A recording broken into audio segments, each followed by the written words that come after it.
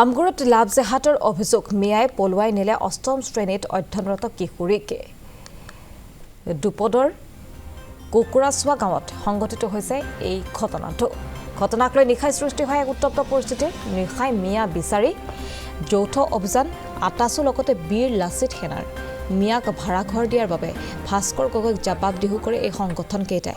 গাঁওৰক্ষী বাহিনীৰ সম্পাদক ভাস্কৰ গগৈ উভয় পক্ষৰ বাদানুবাদত সৃষ্টি হয় এক উত্তপ্ত পৰিস্থিতিৰ। ঘটনাস্থলীত উপস্থিত হৈ হালুৱাটিং আৰক্ষী আৰু মিয়াৰ হাতৰ পৰা অসমীয়া কিশোৰীগৰাকীক উদ্ধাৰৰ প্ৰতিশ্ৰুতি দিছে ইতিমধ্যে আৰক্ষীয়ে। দেখিছে তাৰ পাছত যদি অসমীয়া খিলঞ্জীয়া মানুহ এজনে যদি মিয়াক ৰক্ষণাবেক্ষণ দিয়ে তাতকৈ দুৰ্ভাগ্যৰ কথা একো নাই।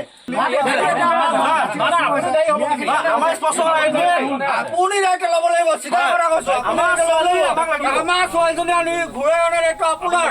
আপুনি ল'ব লাগিব। মিয়াক সুৰক্ষা দিয়া নহ'ব, সুৰক্ষা দিয়া নহ'ব।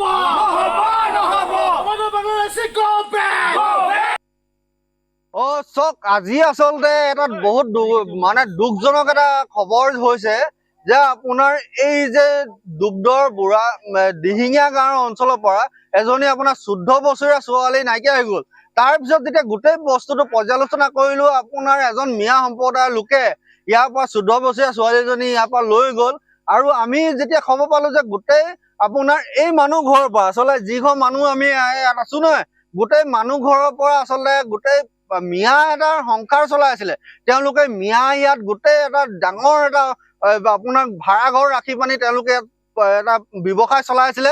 আৰু তাৰ পিছতে ইয়াৰ পৰা আচলতে তেওঁলোকৰ কোনো ধৰণৰ লিংক নাথাকিব, কাৰণ আমগুৰিৰ নিচিনা জেগাত আপোনাৰ ভিতৰুৱা জেগা হয়। আমগুৰিৰ ভিতৰুৱা জেগা দিহিঙীয়া গাঁও। আপোনাৰ ইয়াত আপোনাৰ কোনো ধৰণৰ কুকুৱাচা আপোনাৰ দুগ্ধ কুকুৱাচা গাঁও আপোনাৰ ইয়াত কোনো ধৰণৰ মিয়া আপোনাৰ লোৱাৰ আছামৰ পৰা আহি ইয়াত কোনো ধৰণৰ ইয়াত লিংক নাথাকে। কিন্তু এওঁলোকৰ ইয়াত যিসকল আচলতে ভাড়াঘৰ আছিলে, প্ৰায় আপোনাৰ 10টা 15টা আপোনাৰ ভাড়াঘৰ ইয়াত আছিলে।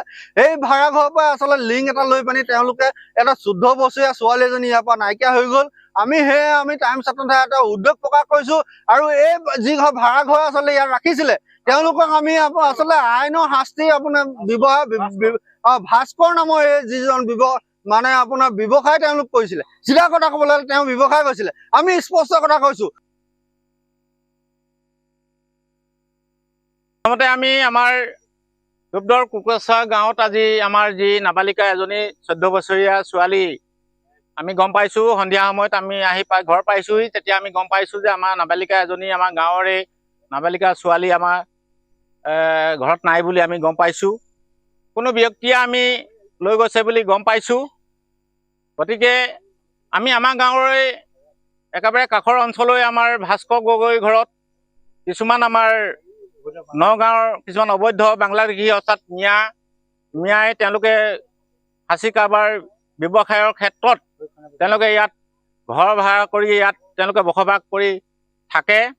আৰু আমি গম পাইছোঁ যে তেওঁলোকৰ মাজতে এই আমাৰ যি ছোৱালীজনী তেওঁলোকৰ ভিতৰতেই আমি নাইকিয়া হৈ গৈছে বুলি আমি গম পাইছোঁ।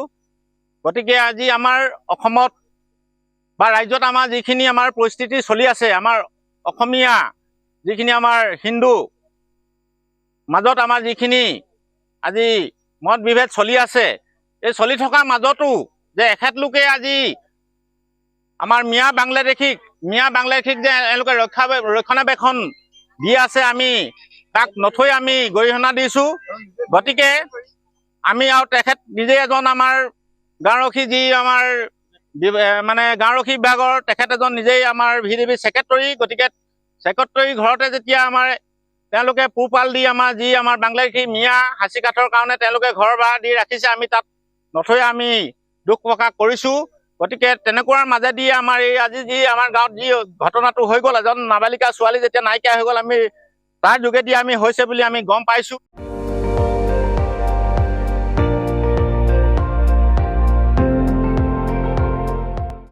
আপুনি চাই আছে ND24, সৰ্বশ্ৰেষ্ঠ নহয় সৰ্বোত্তমৰ দৌৰা।